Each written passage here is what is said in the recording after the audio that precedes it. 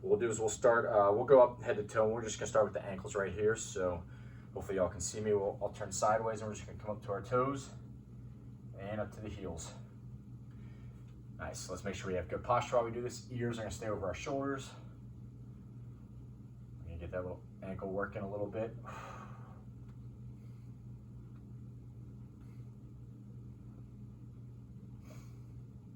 Again, any one of these, you can always pause the video and spend more time. And if you have, really tight ankles, or you're dealing with plantar fasciitis or shin splints, or ankle sprains, and you really want to spend more time on a certain area, you can always, stay at one part of this video versus another part you can run through faster. Next one we're gonna do a little inversion, eversion. So what we're gonna do is we're gonna come out off the inside of our feet. So we're out here and then off here. So notice my knees, they're going bow-legged and they're coming butt knee. Notice my hips are starting to mobilize a little bit.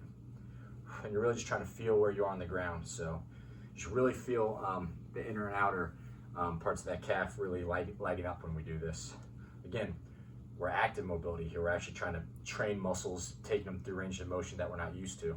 A lot of it's just our brain turning on muscle fibers we're not used to using. Good, nice. Next one we're gonna do, we're just gonna dip and pull the knee up. I'm gonna give a few different variations of some of these. We're gonna dip, pull the knee up, dip, pull the knee up. I'm dipping because I wanna get a little hip flexion so I can really drive through the floor and get that full extension. So this foot is pushing down and back while this one comes up. I'm trying to separate my two femur bones. So that upper leg bone, one goes up while the other one actively drives through the floor. Show you guys some different angles. Again, I work with a lot of different demographics here. So for some of us that have trouble with this one, what we can do is we can just tap the knee. We'll just do a little march and just try to start picking your leg off the ground. So I know some people in my class, we're just working on kind of retraining the nervous system, getting the feet up off the ground, work on that mobility. Sometimes our legs get heavy over time. Sometimes it's hard for us to balance on one foot. For everyone else, dip, drive up, dip, drive up. Notice my toes point to the sky. I'm not here. I'm engaging my tibialis anterior. Might lose your balance a little bit. Focus your eyes on one fixed spot for balance. Now we're gonna do that same type rhythm, and we're gonna stretch the other way. So we're gonna come here and reach up, grab your foot, pull back. I like to exhale as I go. Again, for some of us, this will be too tough. Just tap your heel, tap the heel, tap the heel. Really, again, we're just trying to get that knee flexion, strengthen up our hamstring, or at least engaging, activating the hamstring. Again, while we're stretching that front, that antagonist muscle. That's what we're doing this whole routine. Contracting one side while expanding the other side. And this, dip, dip. Drive through the ground. Again, we're really focused on that push through the floor. Good, we'll come back and do some more marches later. Let's work on that thoracic spine area, or that scapular area. Again, we get really tight in here, protects our internal organs, which is good, but oftentimes we get too tight, especially as we age, and especially with all the sitting we do. I struggle with that posture myself. We see our shoulders elevating, anterior tilt, and just protraction right here. So what we're gonna try to do is we're gonna do big circles right here. Shoulders get back, shoulders get up, shoulders get forward. We're just gonna really try to wake up that area right here. Kind of parascapular area between your shoulder blades. And again, as I just mentioned, humans are usually too here, too much here. So we're gonna really focus on the down and the back portion.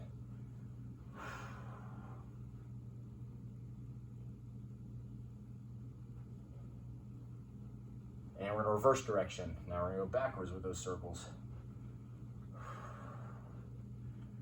And again, we're working on a lot of things in this routine. We're gonna work on balance, obviously mobility, flexibility, stability, and posture, which is what I'm about to get to next. Let's end with going back and down. That's the posture we wanna stay with our thoracic spine area, our shoulder blades, that back and down. So we wanna stay throughout the rest of our life, really, but definitely for the rest of this routine, let's stay with our shoulders back and down. Now let's work the cervical spine a little bit, the neck.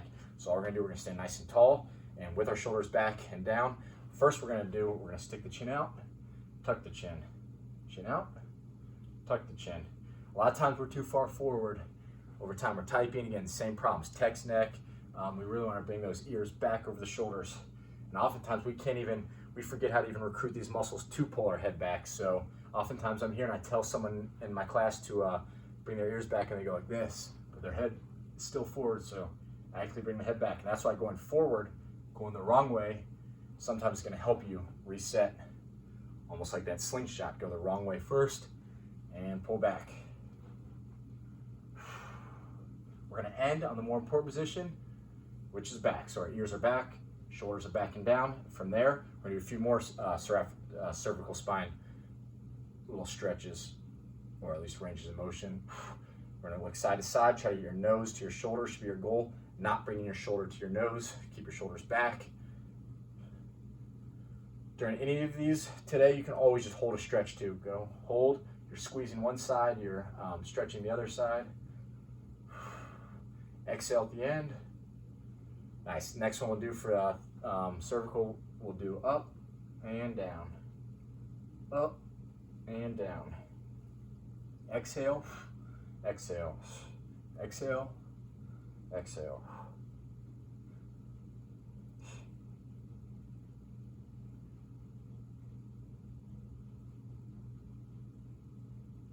Make sure your mouth is closed during this. A lot of times, open mouth, you're not getting as good of a stretch through here. If we close, we get a better stretch, and it's gonna make us work harder to get our chin all the way down.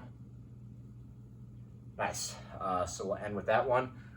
Next, let's do another set of marches. I want to pick our feet up a lot this class. So what we're gonna do is we're gonna touch our inner ankle bone. So it's gonna get a little bit of external rotation of the hip. We'll be right here. Make sure that we're not dropping to reach. We're not doing this. Our spine staying tall, good posture, ears back. That's gonna make us bring our legs up higher. Push through this down leg. Show you guys some different angles. Again, no weak ankles. Tibialis anterior always engaged. Find that ankle stability.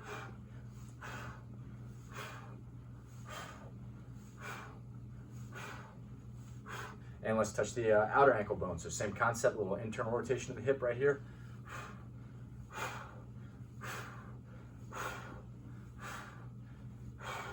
Really try to get that knee up and in.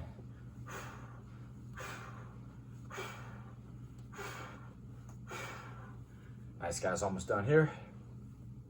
Next one we'll do, let's just do some forward arm circles.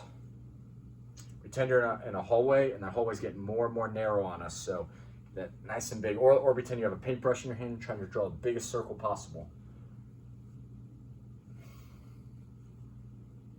And let's go backwards. You guys can walk a little bit while you do this as well. Add some coordination into it, some more rhythm. And everyone go at your own pace on this video. Feel free to pause it at any time. Do half of it in the morning, half in the evening. But at least throughout your day, you should do some of this mobility routine. At least every day of your life, do something, you know. Next one, we're gonna go to our trunk real quick. Let's do trunk twists. This works a lot of things. Not only are we twisting through our core, our T-spine is working. We're also shifting weight. My weight's mostly on this foot now. Now it's on this foot. So we're shifting weight, we're turning. Exhale as we turn.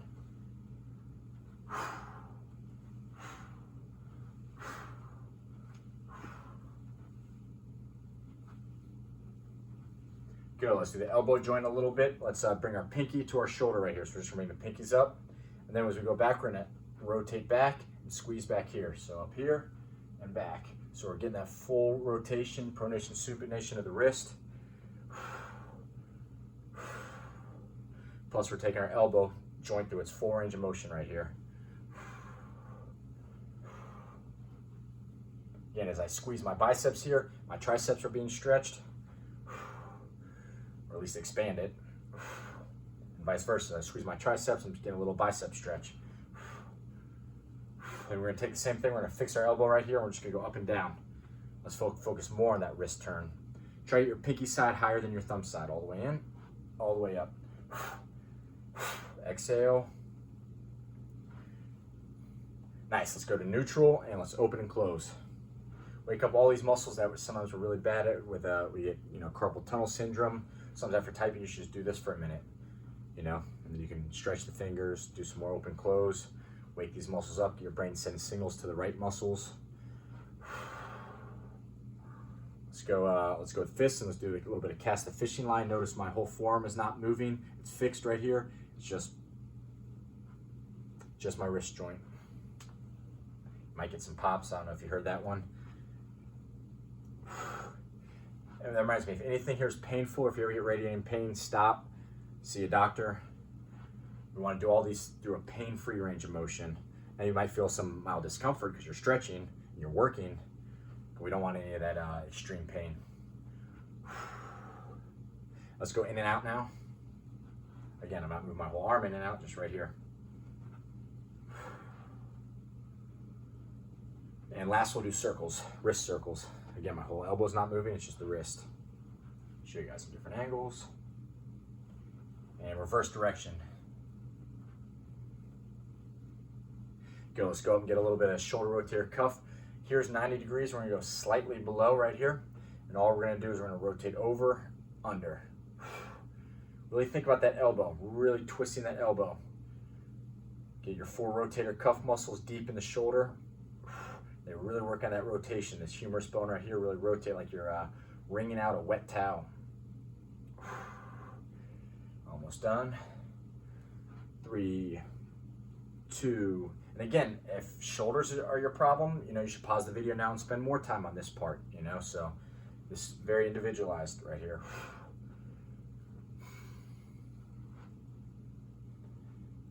And nice. What else do I want to do? Let's end with some leg swings here. So we're going to try to grab our foot, the floor with one foot, again, some one leg balance work. If you want, you can always go up against a wall.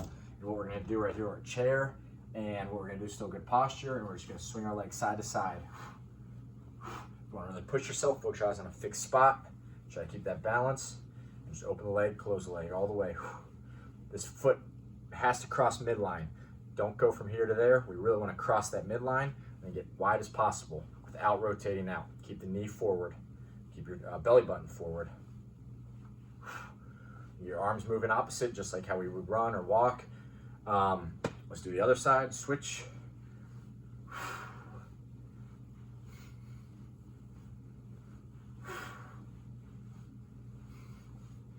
Almost done here.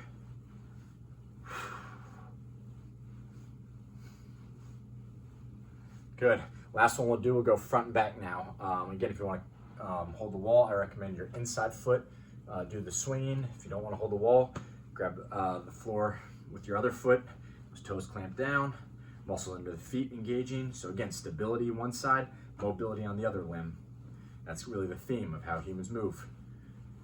Certain areas of our body always fight for that stability, allowing another part of our body to find that mobility. Get big range of motion with your hip, like a big pendulum right here. Make sure your spine isn't rounding with it. Try to stabilize. You can stabilize like someone's punching you in the stomach. And we'll switch. Again, if you used a wall, kick right here.